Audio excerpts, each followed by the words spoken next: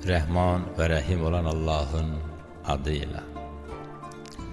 Həzrət İmam Sadiq əleyhissalam buyurur, qiyamət günü ən fəzilətli əməl Həzrəti Peyğəmbərə və onun pak əhl-i beytinə səlavat və səlam göndərməkdir. Həzrəti Peyğəmbər sallallahu əleyhi və alihi və səlləm isə buyurur, hər kəs mənə səlavat və səlam göndərə, əmma əhl-i beytimə göndərməyə, o şəxs behiştin iyindən belə məhrum olar.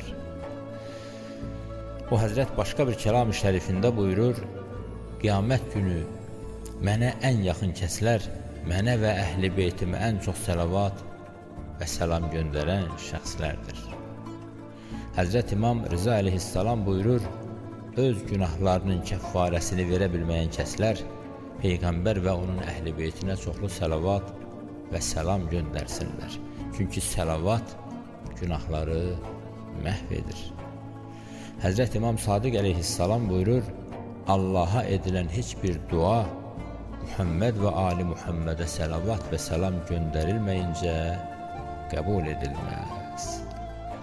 İlahinin rəhmətidir əhl-i beyt, Kitabullah hikmətidir əhl-i beyt, Rəbbin insi qüdrətidir əhl-i beyt, nübüvvətin izzətidir əhl-i beyt.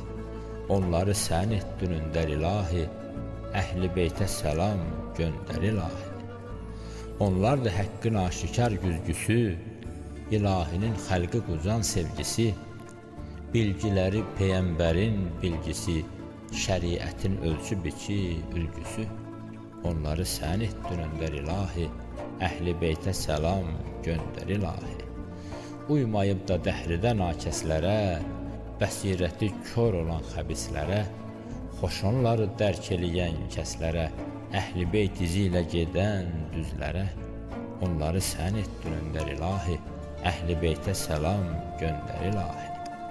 Dərk elə dini sən əhl-i beyt ilə, tərk elə kini sən əhl-i beyt ilə, yaşa bu dünyanı əhl-i beyt ilə, qazan həmiqbanı əhl-i beyt ilə, onları sən etdin öndər ilahi, əhl-i beytə səlam göndər ilahi.